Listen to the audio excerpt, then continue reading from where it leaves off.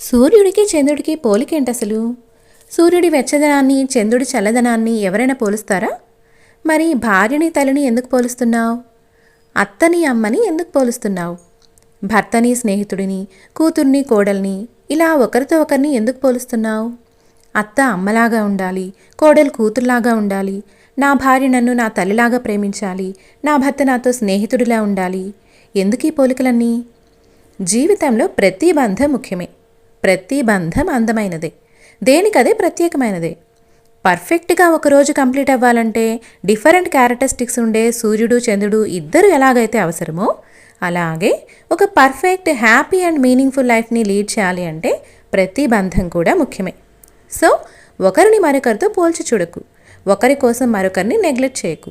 ప్రతి బంధానికి ఉండే ప్రత్యేకతని అర్థం చేసుకో, దాన్ని అలాగే గౌరవించు. అప్పుడు లైఫ్ అందమైన రెయిన్బో లాగా మారుతుంది.